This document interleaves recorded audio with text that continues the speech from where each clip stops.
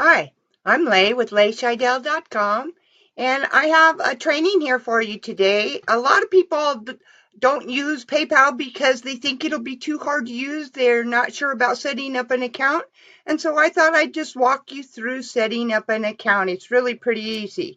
So I'm going to take you over to my screen here, and we'll close this window and take you to PayPal. So I've gone to paypal.com, and this is what it would look like when you arrive. So if you sign up for a new account, you go all the way to the right hand side here where it says sign up. Click on this button. You can click it right. Okay, and so once we did that, we're going to tell it, are we going to set up a personal account or are we going to set up a business account? Actually, I have both, but I want to set up a new account here just to show you how this works. It's real easy to take a personal account and turn it to a business account later, so I'm just going to select a personal account.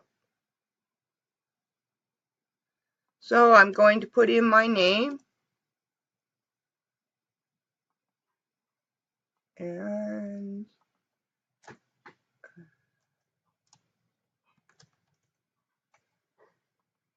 just filling out the information here.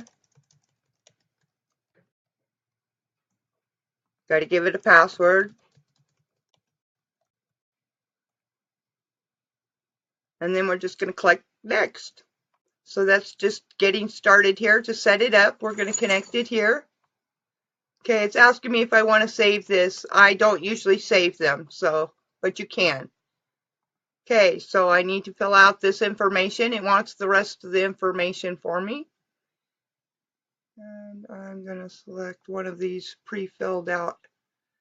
So I'm making sure all of my information here is correct, and it is. Okay, be sure to read the agreement. I've already read it. I know what PayPal says and the fees that are associated to using the service and when you have to pay and how much it costs. The only way you're going to find all that out is by reading all the information about the agreement. So please do take the time to look into all that information. So I'm going to say that I have done so because I know already I have. Then you're going to agree with what's in that information. That's why it's really important to read it. And you're going to create an account. Now, I'm not sure, but I think it's going to have us do a confirmation. Let's see. Okay, so what it would have us do here is set up an account information. Okay, and I'm not going to actually set up all of this part of the banking, but I'm just going to show you here. We're on this screen. This is where you would put in your debit or your credit card information, the expiration date, the CSC, which is the last 3 or 4 digits on the back of your credit card. Then, of course, your billing address, make sure all of that information is right because it's going to tie it back to the card that you're entering. And then you would just click link a card. At this point, if you don't have a debit card or a credit card, but you want to link to your bank account, you can click this link here, link a bank instead. Now, this process takes longer, and you set up the routing number or these first digits on your check. And you avoid this little symbol, the line with the colon, and then it is the next digits. There are 9 of them to make up a routing number, and you ignore this little symbol that's like a reverse of the first one.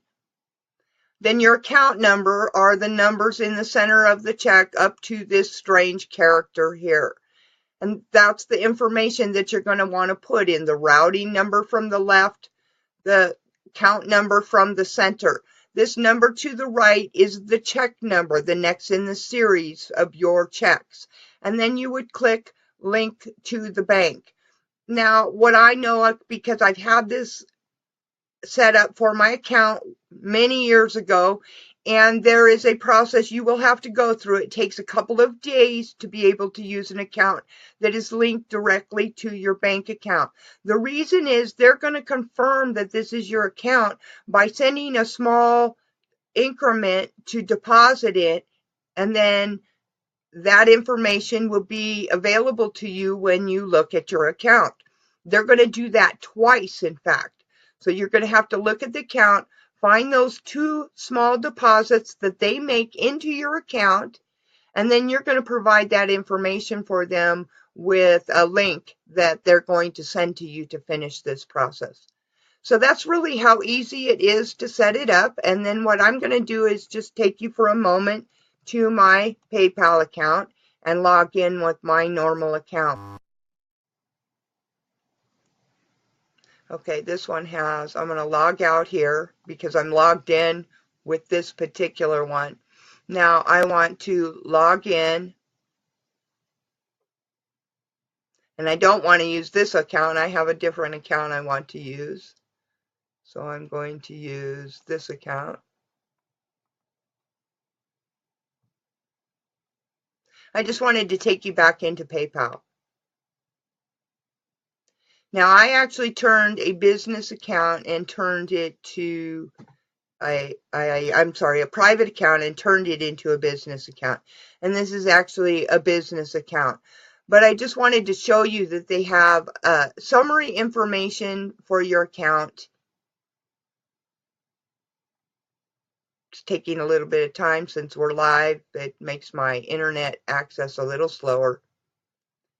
And then that's actually what you come into when you log in initially.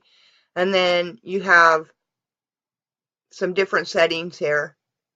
Okay, this is if I wanted to transfer money or send a or request money or make a payment preference set up here or look at merchant fees. This is where I do that through money. Also, you can link your bank accounts lower on that same page. So if you have multiple accounts that you would like associated with this PayPal account, you can do that. And the options, the purpose for having those options is that when you go to make payments or take care of business, you'll have the option to select those from those different accounts each time you make a transaction. So if you have multiple accounts that you would like attached, you are able to accomplish that through PayPal. So then this would give me a activity report of different things that I have done on this account. And then there are actual reports that you can access, which I'm taking you to here for a moment. So you can create a statement and activity download. You can have a financial summary, and you can dispute or any chargeback problems that you have going on, transactions, and any customer agreements that are here. There's also tools from the menu. We have business setup, which is how you would change your personal account and make any changes to your business setup. If you have invoicing that you're using through PayPal, which I do with my business, you can access it here. By accessing invoicing, it would allow me to send an invoice to a client. I can request money from, say, a client. And a resolution center, if you've had problem with either payment or any type of monetary problems within PayPal itself, there is a resolution center where you can put in a dispute or make contact about those conditions and situations. You can send money from here yourself, and then the all tools. And the all tools, let's see, we're opening them up over here. So this shows you all of the tools, the invoicing, sending the money. These are actually the larger icons, and it lets you look at it. They have beyond this a PayPal here. You can accept cards. Essentially what this is going to be is HTML code that you can pick up for a website so that you can put PayPal here button within the contents of your website. You have a virtual terminal that you can use, and you can set up recurring payments. Payment Pro, I believe, is a paid upgrade within PayPal. PayPal button is something also for your website where you can just put a PayPal button itself. You can use a buy now button. They have some different options. Mass payment would be like if you have an affiliate program and you are making mass payments out to many individuals all at once, you're able to do that here. It's an express checkout cart, and this would be the HTML code to add this to your site. Then they have a PayPal debit card, promote financing, cross-border trade, multi-order shipping, shipping calculator, tax calculator, PayPal fraud filters. This is a good thing to have for business. API credentials are for programmers to add development code in the back of your programs. Third-party shopping carts developed.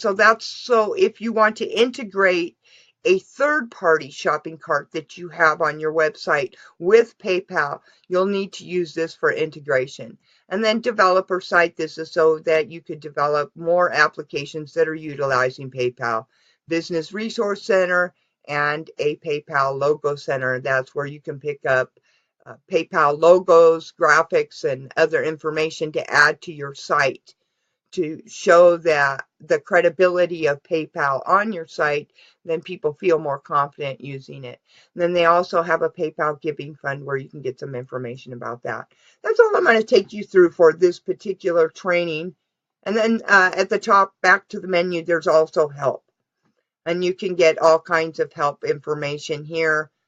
There are recommendations based on things that you've done in the past, merchant services, product services, payments, My Money, PayPal Basics, PayPal Credit, problems, My Account, setups, security, and payments.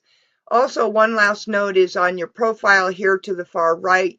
You can make changes here by clicking on profile and then go to the profile settings. This will take you into the back, and this is where we hooked everything up. So this is your information that you're utilizing. Now, when you set up, one last note, when you set up your PayPal account, whatever you are using for your email address, when you set this account up, will be considered the primary, no matter whatever other changes you make. So make sure you select an email account that you would like your PayPal to be connected to. Thanks a lot for spending your time with me during this training. I know you could be anywhere you chose to be. Please share this out if you find value. Have a great night. Bye-bye.